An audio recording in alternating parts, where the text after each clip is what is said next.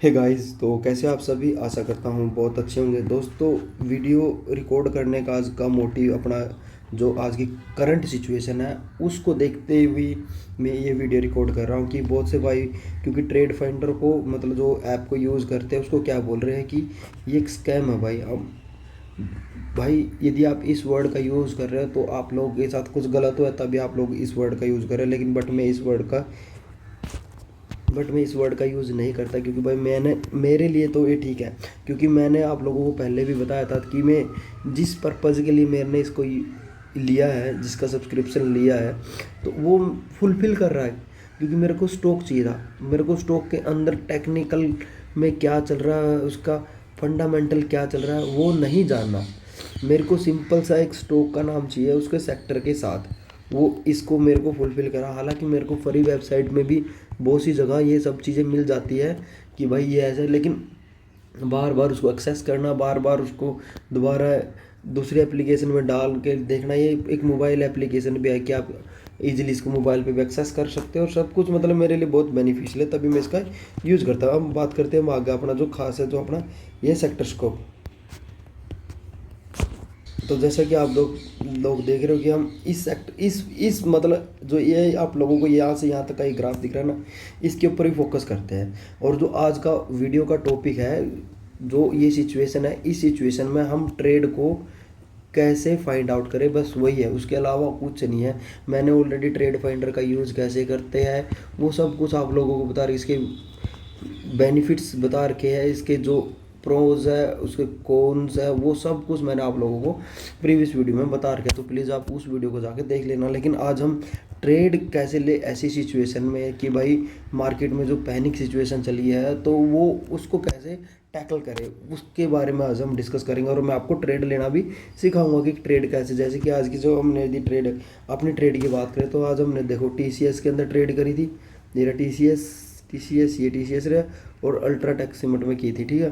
तो आइए, अब देख सकते हो कि हमने ओवरऑल इतने रुपए का प्रॉफिट बुक किया। लेकिन बस मैं आज का जो अपना लॉजिक है वो मैं आप लोगों को समझाना चाहता हूँ कि भाई हमने कैसे क्या किया, ठीक है।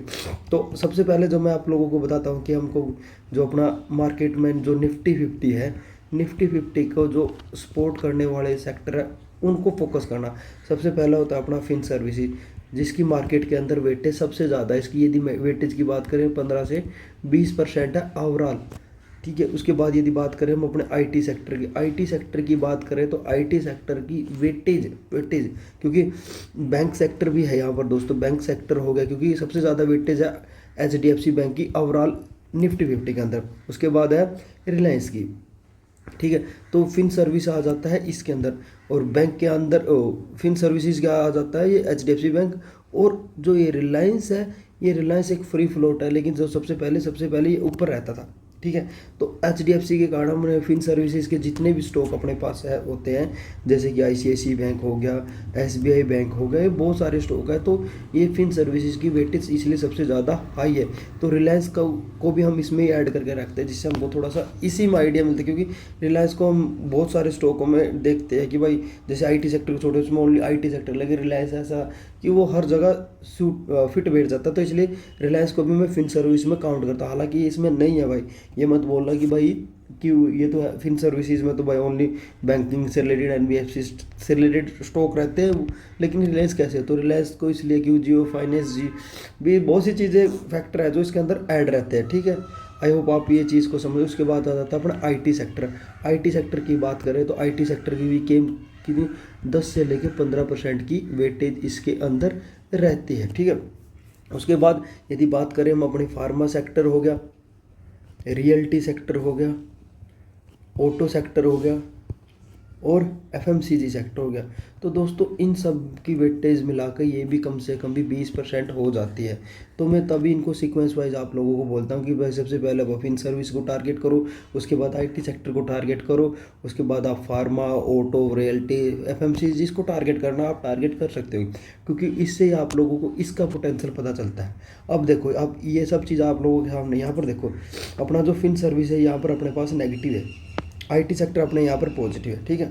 दो चीज़ अपने पास ये पॉजिटिव। यदि बात करें हम अपने फार्मा फार्मा सेक्टर कहाँ पर है, फार्मा सेक्टर भी स्लाइटली पॉजिटिव या नेगेटिव कुछ भी हो सकता है यहाँ पर है, क्योंकि ये मिड से इस तरफ है, मिड से इस तरफ है, तो दोस्तों ये नेगेटिव ही कंसिडर करेंगे इसको।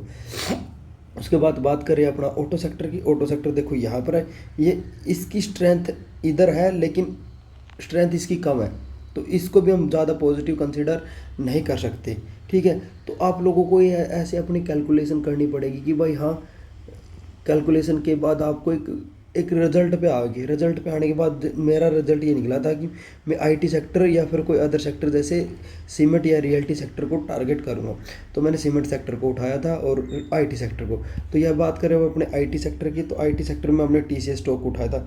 और ये कैसे है, जैसे हमने इस पर क्लिक करते हैं, क्लिक करने के बाद सीधा अपने पास आईटी सेक्टर पूरा कंप्लीट खुल जाता है। और आईटी सेक्टर के स्टॉक को आप देखोगे तो ये रहा अपना टीसीएस, जिसको आज हमने टारगेट किया था। तो आज हम इसका पूरा एक्सप्लेन करेंगे, क्योंकि इससे हम आप लोगों को ट्रेड लेना सिखाएंगे कि भाई ट्रेड कैसे लेते हैं इस सिचुएशन के अंदर जो अभी आप लोग देख रहे हो, क्योंकि आप कंप्लीटली इस न्यूज़ को ही देख रहे होगे, ठीक है।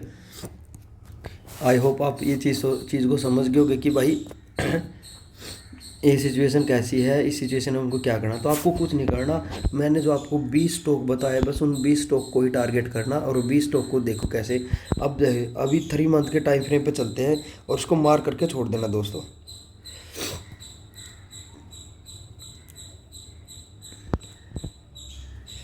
3 मंथ के टाइम फ्रेम पे क्लिक करो, तो जैसे आप देखोगे यहाँ पर अपने 3 मंथ में यहाँ पर एक अपना डिमांड जोन था और ये अपना एक सप्लाई जोन था।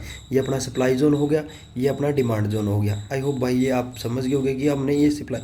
अब इसके बाद आपको क्या करना, आपको सीधा 1 मंथ के टाइम फ्रेम पे आ जाना। 1 मंथ के टाइम फ्रेम पे आप लोगों को देखना ये है कि मार्केट का अंदर सिचुएशन क्या चले। देखो यहाँ पर आप लोग देखोगे मार्केट के अंदर ये कम्प्लीटली कंसोलिडेशन था, ये 1 मंथ के टाइम फ्रेम में। हालांकि 1 डे टाइम फ्रेम में, 1 वीक टाइम फ्रेम में, 1 आवर टाइम फ्रेम में, 30 मिनट टाइम फ्रेम में, 5 मिनट टाइम फ्रेम में बहुत बड़ी बड़ी मूवमेंट हुई होगी, अप डाउन मूवमेंट हुई होगी। तो आप सोचोगे कि हम देखो तो 5 मिनट में ट्रेड लेनी है, तो यहाँ से हम इतने बड़े टाइम फ्रेम को क्यों फॉलो करें। ये भाई इससे फॉलो करने का मोटिव बस यही है, क्योंकि सिचुएशन ऐसी है कि आपको इसको फॉलो करना पड़ेगा, तभी आप इसमें ट्रेड में एंट्री बना सकते हैं। क्योंकि बड़ी बड़ी कैंडल 5 मिनट के टाइम फ्रेम में भी बनते हैं और बड़ी बड़ी कैंडल 1 मंथ के टाइम फ्रेम में भी बनती है। आई होप आप इस चीज़ को समझ गए। तो इसलिए 1 मंथ का टाइम फ्रेम को मैंने बताया कि भाई 1 मंथ। अब आप देखोगे मार्केट के अंदर ये जो डाउन साइड है, डाउन साइड के बाद देखो मार्केट के अंदर कंसोलिडेशन रहा है कम्प्लीटली, ये पूरा कंसोलिडेशन है। यदि आप देखोगे ये कम्प्लीटली ये सब पूरा कंसोलिडेशन है। इस कंसोलिडेशन के बाद मार्केट में एक अप मोमेंटम आया, फिर मार्केट यहाँ से 3 मंथ के लिए डाउन हुआ और मार्केट ने यहाँ पर एक सपोर्ट बनाते हुए यहाँ पर मार्केट यहाँ से अप चली गई, क्योंकि सपोर्ट मार्केट का इस पॉइंट का और इस पॉइंट का बना, ठीक है। क्योंकि यहाँ मार्केट के अंदर 2 डिमांड जोन थे। तो यदि बात करें डिमांड जोन की, देखो इस डिमांड जोन की और इस डिमांड जोन की, उसके बाद बात करें इस डिमांड जोन, तो हमारे पास एक लाइन में 3 डिमांड जोन है। तो हम तीनों डिमांड जोन को एक साथ ट्रेड कर नहीं सकते। यदि हम इस डिमांड जोन को ट्रेड करेंगे तो पिछली बात ये भी ब्रेक हो गया। इस डिमांड जोन को, एक मिनट, इस डिमांड जोन को देख रहे हो ये भी ब्रेक हो गया, इस डिमांड को देखोगे ये भी ब्रेक हो गया। और यदि बात करें इस डिमांड जोन की, तो इस डिमांड जोन में भी मार्केट ने क्या किया, इसको भी ब्रेक किया और मार्केट चली इसके विक से। तो जब मार्केट के अंदर ऐसी पैनिक सिचुएशन आती है या फिर 2-3 महीने पहले पता चल जाता है कि मार्केट के अंदर क्या रहता है क्या नहीं, तो आपको इन सभी डिमांड जोन को मार्क करना पड़ेगा। क्योंकि यदि क्लियरली इंडिकेशन देखोगे मार्केट के अंदर यहाँ पर एक डिमांड जोन बना था, इस सिचुएशन को आप यहाँ से इस सिचुएशन को कम्प्लीटली एक बार भूल जाओ। तो जब मार्केट इस डिमांड जोन में आती है तो आप लोग देखोगे मार्केट इस डिमांड जोन को ब्रेक करके जा रही है 1 मंथ के टाइम फ्रेम में। तो आपको यहीं से एक इंडिकेशन मिल जाता है कि भाई मार्केट के अंदर डिमांड जोन अभी रिस्पेक्ट नहीं हो रहे मंथली टाइम फ्रेम पे।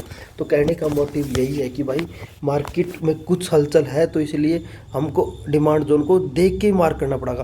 क्योंकि देखो मेरे को यहाँ कोई भी अच्छा डिमांड जोन नहीं मिल रहा मंथली टाइम फ्रेम पे। मैं ये ब्रेक इसलिए बता रहा हूँ क्योंकि जिससे आप लोगों को एक एडवर्स कंडीशन पता चल जाए कि भाई मार्केट के अंदर ये चीज़ भी हो सकती है। क्योंकि अभी हम जैसे हम वीकली पे शिफ्ट करेंगे ना, तो आपको बहुत सारे डिमांड जोन मिलेंगे। तो उन डिमांड जोन में जो परफेक्ट डिमांड जोन है उसी को आपको ट्रेड करना। तो वो जो परफेक्ट डिमांड जोन था ना दोस्तों, ये था वो डिमांड जोन परफेक्ट। आप कहीं भी देखोगे जो भी डिमांड जोन मार्केट के अंदर बना, जैसे ये बड़ा परफेक्ट डिमांड जोन था, ये बड़ा, ठीक है। यदि हम इसको छोटा करें तो आप एक बार देखोगे, देखो ये बड़ा परफेक्ट डिमांड जोन था, ये बड़ा परफेक्ट डिमांड जोन था। तो जब मार्केट इस डिमांड जोन में आती है ना, ये वाले डिमांड जोन में, यदि इस डिमांड जोन में, इस करंट सिनेरियो को देखते हुए मार्केट ने क्या किया, इस डिमांड जोन को भी कम्प्लीटली ब्रेक कर दिया।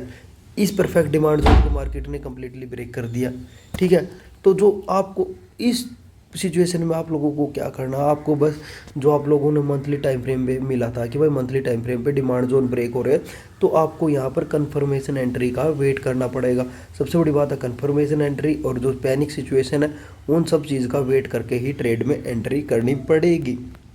आई होप आप लोग इस चीज़ को समझ में हो रहे हो, क्योंकि ये चीज़ें भाई कहते हैं ऐसी लग रही है कि आप भाई क्या क्या समझे क्या नहीं समझे, क्योंकि डायरेक्ट एंट्री नहीं कर सकते इस ट्रेड के अंदर। तो जो अपना डिमांड जोन था, जो हमने मार्क किया था, वो डिमांड जोन ये था दोस्तों, ये बड़ा। यदि बात करें इसके वीक पे हम एक मार्किंग कर देते हैं, एक यहाँ पर मार्क कर देते हैं। ठीक है, तो यहाँ पर मार्किंग करने के बाद आप देख सकते हैं कि मार्केट जस्ट इसके पास आते हैं और वहाँ से मार्केट अप चली जाती है। लेकिन मार्केट के अंदर जो पैनिक सिचुएशन है तभी से आ रही है ना, 7 नवंबर से, 7 मई से आ रही है। तो उसके बाद आपको क्या करना, वन डे टाइम फ्रेम पे आ जाना, और वन डे टाइम फ्रेम पे आके बस कुछ नहीं करना, आपको जस्ट इसका वेट करना कि भाई मार्केट कहाँ पर चल रही है।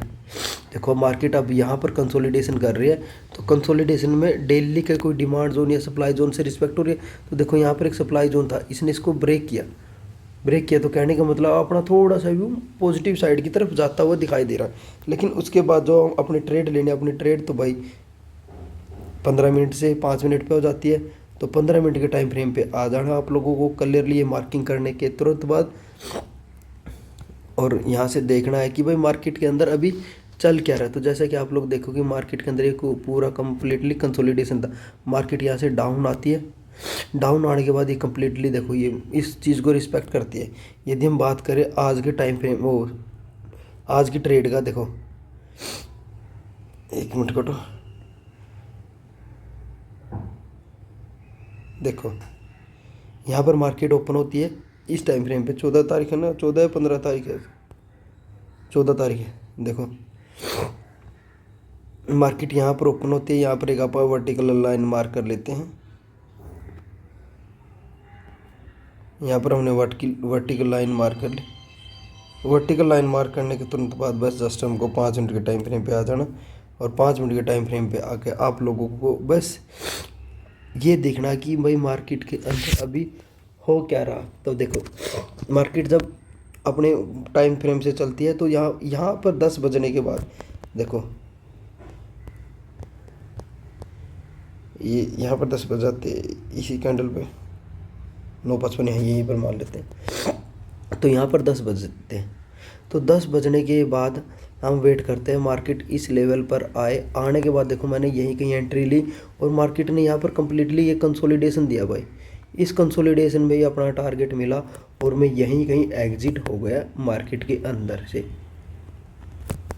समझ रहे हो, मैंने कुछ ज़्यादा नहीं सोचा और कुछ नहीं किया, क्योंकि मार्केट के अंदर पैनिक सिचुएशन थी। मार्केट कब अप आ रही है कब डाउन आ रही है, क्योंकि जो मेरा जो मार्किंग थी, जैसे आप लोग ये मार्किंग देखोगे, ये वाली मार्किंग, क्योंकि इसके यहाँ से ये नज़दीक है या ये नज़दीक है, आई होप आप समझ गए कि मेरे लिए ये टॉपिक नज़दीक था। तो यहाँ से मेरा बुलिशनेस होना ठीक था, तभी मैंने आईटी सेक्टर को चूज़ किया। और आईटी सेक्टर को चूज़ करने के बाद देखो, क्योंकि यहाँ मार्केट जा सकते हैं, यहाँ भी मार्केट जा सकते हैं, लेकिन ये इसके ज़्यादा सपोर्ट में थी, तो ये इसको सपोर्ट दे सकता है, लेकिन ये सपोर्ट नहीं देगा। मार्केट को इसके लिए जाना पड़ेगा, यहाँ से फिर गिर सकती है, लेकिन मार्केट जब यहाँ से गिरेगी तो यहाँ से अप जाने की प्रोबेबिलिटी बढ़ सकती है। तो यहाँ से मैं कॉल को शॉर्ट नहीं कर सकता, इसलिए मैंने पुट को शॉर्ट करना प्रेफर समझा। क्योंकि यदि मार्केट यहाँ से ऊपर चली जाएगी कॉल को शॉर्ट करने के बाद, तो यहाँ तक तो अपना मंथ क्लोज हो जाएगा, तो अपना प्रीमियम 10 का 50 होने में टाइम नहीं लगाएगा। आई होप आप समझ गए। तो लेकिन यहाँ से 10 का प्रीमियम, यहाँ से 10 का प्रीमियम 20 ही होगा या फिर 30 होगा, तो यहाँ से बार रिवर्स कर जाएगा, मंथ एक्सपायरी तक इसके आसपास भी आएगा, तो हमारे को प्रीमियम डीके मिल जाएगा। आई होप आप ये चीज़ समझ गए होगे। तो प्लीज़ वीडियो को लाइक करना, चैनल को सब्सक्राइब करना। Thank you so much. हम एक और वीडियो पोस्ट करेंगे थोड़ी देर बाद, उसमें एक और कंप्लीट एनालिसिस करेंगे, जो हमारा 1 डे टाइम फ्रेम के साथ ही रहेगा। वन वीक का मार्किंग आपको मिलेगी, 1 मंथ की आपको मार्किंग मिली, 1 डे से लेकर 1 आवर, और फिर 15 मिनट, और फिर 5 मिनट पे एंट्री को कैसे डिफाइन करेंगे वो रहेगी। आई होप भाई आप समझ गए होगे। तो मिलते हैं नेक्स्ट वीडियो में, तब तक के लिए बाय बाय, टेक केयर।